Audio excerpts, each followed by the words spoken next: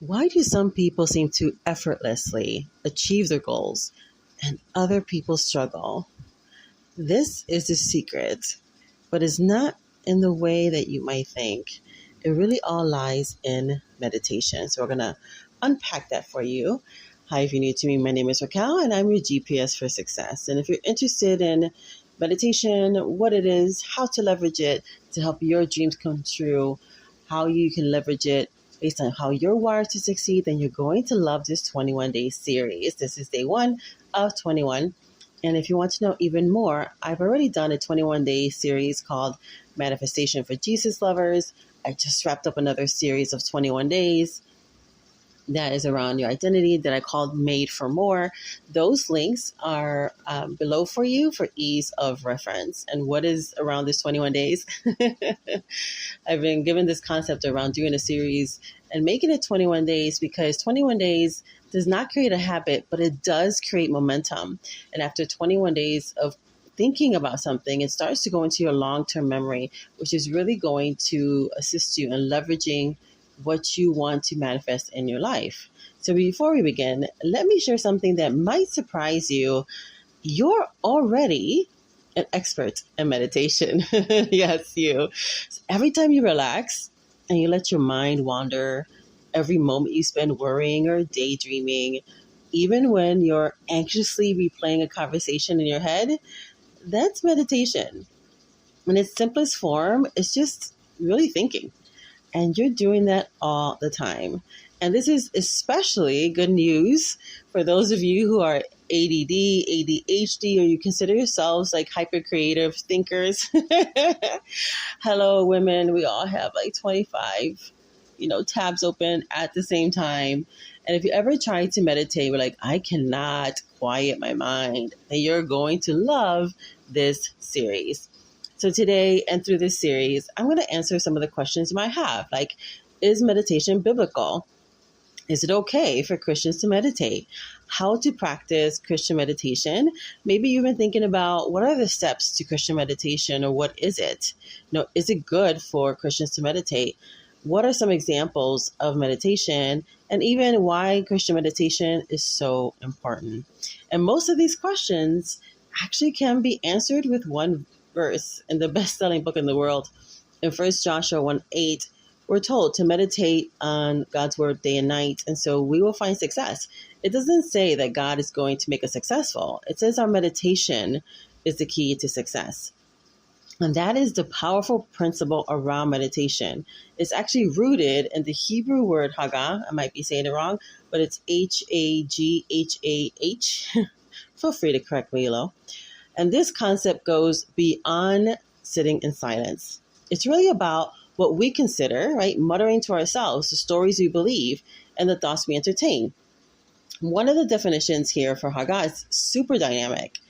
It means to meditate, but it means to mutter to yourself. And how many of you mutter to yourself?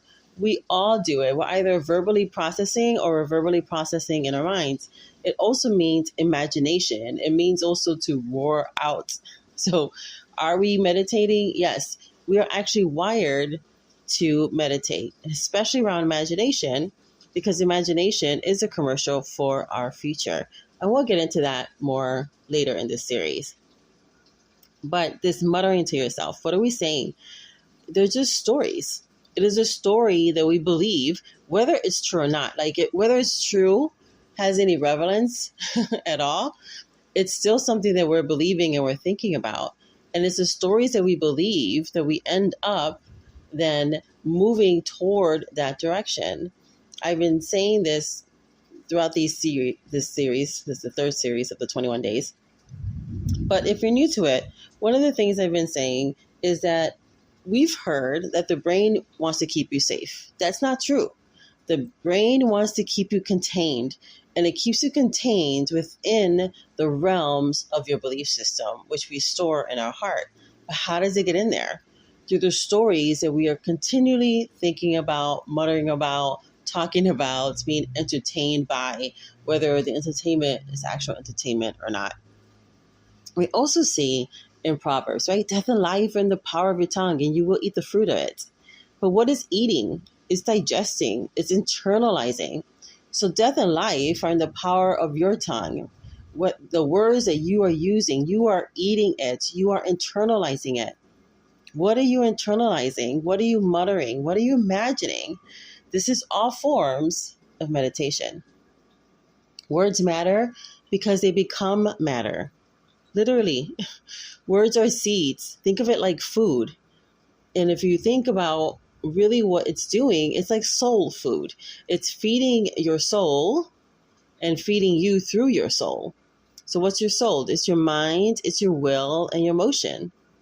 And it impacts and influences your body, which is your physical brain and your community of cells. So why is this important? Because we're told that we will prosper and be in health as your soul, your mind, your mindset. So is mindset really everything? Yes, it really is. Because everything follows the voice of your mind. And so in this perfect equation, you are going to prosper and be in health as your soul, which is your mind, your mindset. Your will is your decider, and your emotions. And your emotions are just really data points of how you are feeling about yourself and seeing yourself in that moment.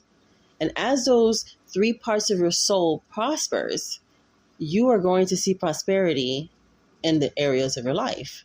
It is a perfect equation. So over the next 21 days, we're going to explore Christian meditation techniques designed to help you. It's going to help you to recognize the power of your current thought patterns. It's going to help you to release limiting beliefs and old stories. It's going to help you to rewire your brain for success in every area of your life. And it's going to help you build momentum towards lasting change, right? Because that's what you want. You want to do something every single day. It's what I call the 1% model. So the 1% model is purposely renewing your mind in an area for 1% of your day, or less than 15 minutes. It's 14 minutes and 40 seconds. And I do this all the time with my one-on-one clients, with the society, which is my membership. And a lot of times you don't even need the 1%. It's like a 0.5%. So you're like, I can't even give 15 minutes to myself. Well, can you do 7 minutes? Everybody can carve out 7 or 8 minutes. And you're like, is that actually going to be beneficial? Yes. Because again, you are building long-term memory, and the long-term memory starts to feed into your belief systems, into the stories that you're believing, and we are always living out the story that we believe. It is a self-fulfilling prophecy. So if you want your life to have a different direction, you can start seeding this in today. You can go ahead and look at those links that I provided for you. I also have another awesome gift. It is your Activate Abundance Audit. It's also 21 days, and it also comes with additional bonuses to help you to embody that. It is so important for you to get to the point of embodiment. What does that mean? That means you're taking a thought and you're making it real to you. You're putting it in your belief system. You are literally one embodied thought away from what you want. It is that simple. But it's because it's so simple. This is the way God levels the playing field. So it doesn't matter. It doesn't matter about all the disenfranchised categories they have put you in. I am, into the world standards, I would be very disenfranchised. I'm Puerto Rican. I'm a woman. I'm a single mom of 3 kids. So in the world's eyes, I would be considered disenfranchised. But in my eyes, God and I are the majority, and majority rules. So it's all in how you decide to look at it. And I'm deciding for myself that I believe God. And if He is for me, then who can be against me? Nobody. I can decide that it doesn't matter. The weapons may form because life starts lifing. So what? The weapons may form, but they shall not prosper. They won't. And that is my belief system. And I stand on that. And does it mean that I'm doing it perfectly all the time? No. But I continually renew my mind every single day by connecting with what God says is for me. And because in my eyes and in my heart, He knows what's best for me, as I'm receiving that and receiving that love and that grace and that mercy by daily bread every single day. It is renewing my mind, it's renewing my heart, and it renews my resolve. As you are doing this practice, it gives you that compound effect. So you can build your own personal mutual fund that's going to give you 100-fold ROI or better, minimally. Because anything that you invest in yourself, you're always going to have an amazing ROI. This is another reason why God levels the playing field, because it doesn't matter. It doesn't matter if you feel sick. It doesn't matter if your bank account says you're broke. It doesn't matter if you haven't been able to connect with the people that you might find as a tribe yet. It doesn't matter. God levels the playing field by having us have this particular system that now, because we're in the dispensation of time of information and knowledge, we're able to see through neuroscience, quantum physics, and epigenetics why God said what he said, and the genius and the mercy and the grace and the goodness of God of why he told us certain things, because that's actually how we're wired to succeed. And if we will use how we're wired to succeed, we're going to find success in every single area. This is grace. It is so much better. I have a lot of people that I know that I love that believe in karma. And you can believe in karma if you want to. But I'd rather believe in grace than karma, because karma is not kind. Karma to me is really Old Testament stuff, right? A tit for tat. And in grace, I can receive grace in my time of need. I can receive grace, and I need it because I know I'm not 100%. I know that maybe I don't do everything right. I know that, there are areas of my life that God's still working. Come on, somebody, let's keep it real, right? There are some areas in all of our lives where just ignore that for right now, Jesus. We will work on that piece a little bit later. We all have those places. And when we are receiving and renewing our minds every single day to the goodness of God, what happens is over time, we just really lose a taste for those things that, are just messy. We just don't want to do them anymore. So you don't even have to try to, be perfect or be holy or be good. You just have to really choose, make a decision. Every day I'm going to renew my mind. Every day I'm going to get my mind right. Every day I'm going to feed it well. And as I do that, you will start to change. It's like eating vegetables. I remember reading this a long time ago. Long time ago. I'm now in my 50s. But I remember being told and reading that maybe you don't have a taste for vegetables. But if you force feed yourself vegetables every single day, after about 21 days, your taste buds actually start to change. You start to develop a taste for it. If you notice, anything that you have a taste for now, in entertainment and music, any of those things, you had to sit in that environment for a little bit before you started to develop a taste for it, for some of the things. Not all of the things. Some things you might have had already a propensity to like and lean toward that way. But in other things, especially like for me, right, in that vegetable analogy, I had to force myself to eat it. But then after 21 days, I found, you know what? I was looking forward to it. I really love vegetables now. I didn't as a child. I didn't as a young adult either. But when I said, well, I'm going to try to get healthier, I wanted to lose some weight, and then I started force feeding myself vegetables, it did take about 21 consecutive days. And then I found I had a taste for it. Right now, when I was growing up, I used to watch horror films all the time. And shouldn't have been watching them. But that's neither here nor there. And now I no longer have a taste for them. I don't like them. I used to watch really, really gory things as a young person and a young adult even. But as I found that I've healed over and this has been my experience, as I've healed through things, I no longer have a taste for it. And it wasn't like somebody said, you need to stop watching that, you need to stop doing that. It was just like, I don't want to. And I'm not saying if you're watching any horror films that there's something wrong with you and you shouldn't be doing it. I'm just giving you my life example. Because then somebody's gonna get in my comments like, are you saying that we shouldn't be watching that?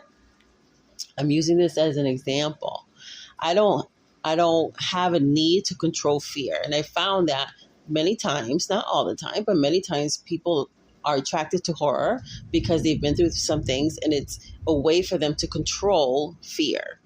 And then they have, depending on the level of their trauma, is the level of how they like horror. I've just noticed that. It's not with everybody, but I did notice that trend. And I noticed for myself that as I was really coming back to peace and receiving more of God's mercy and grace, a lot of the fear and worry, anxiety just melted away. And as that melted away, so did my taste for horror. And that's like anything else. Whatever you are feeding yourself, whatever stories, right? Television, telling you a vision, you are being fed that. Whatever you're choosing to consume, it is impacting you. And you can't say that you're exempt from this. It is how everybody's wired to succeed. That is impacting you. That is going into your brain. That is going into your long-term memory. And you will have a harvest of it eventually. That harvest might not show up for 20 years, but it's going to show up. And that's one of the things as an adult that you can take your power back. Is what you're watching, do you want that? Do you want that? Because if you don't, then consider digesting something else. The other reason I'm doing this 21 days is not, you might hear the rain in the background. It's not going to magically form a habit, but it does create powerful momentum. Again, it goes into your long-term memory. And each day during the series, we're going to chip away at the strongholds in your mind, because that's actually where the strongholds are. A lot of times Christians want to make everything ethereal, and they want to go do a lot of spiritual warfare, and they want to do all these things externally, and they're still a hot mess even after they get deliverance. You know why? Because they never got the deliverance in their mindset. Most of the strongholds are in your mind. That's where the fight is anyway. And through this series, I'm going to help you to replace those strongholds with life-giving truths. By the end of this series, you're going to have tools to not only get on track for success, but to stay there. You're going to learn to harness the way God designed your mind to work, turning your inner dialogue into a force for positive change. So I'm going to answer some of those questions that I already discussed, which I already started to answer. And I'm going to answer some other ones as well. And I can't wait to give you all these amazing tools and meditations and different kinds of meditations, because really meditation is your key to success. And if meditating on God's word day and night is going to lead you to success and give it to you, what do you think meditation in the form of worry, fear, doubt, anxiety is doing to you? The truth is always the truth inverted. So if it's meditation of good things that brings you to success, then it's the meditation of not so good things that are the open doors to some of the things that are happening in your personal life. And you can take your power back. God has given you autonomy that way. You're made in his image and likeness that way. And I'm going to help you to unpack that and to reset your life. It's going to be completely different for you in the next 21 days. And if you are ready to transform your mind and your life, then make sure to come back to this series and check out the other series through the links that I provided for you below. And for those who want to go deeper, I invite you, join us in the Society, my monthly membership program. And one of my favorite benefits is a 24/7 asynchronous coaching. I personally help those who want that help, who want a little bit extra oomph, to dismantle those strongholds and build a mindset for success. So if you're ready to rewire and reset your life, then I invite you to come back. I invite you to rewrite your story and come into the Society. Check us out. It's only $7 for the first 14 days. And if you don't want to do it anymore and you've already gotten all the coaching, you've downloaded all the things, you can cancel anytime. No questions asked. It's a completely safe and nurturing environment. And then if you want to stay, it's only $97 a month. And where else? I'm laughing because there's a lot of thunder outside. Where else are you going to get 24/7 asynchronous coaching for $97 a month? Nowhere. In the meantime, use all the tools I have this on YouTube, because there's so many things that you can start utilizing and leveraging today. You don't have to come into the society. It's just for those who want to go faster and who want to really, take this at a deeper level. And if this is where I leave you until tomorrow, may God's riches and best be yours. Bye now.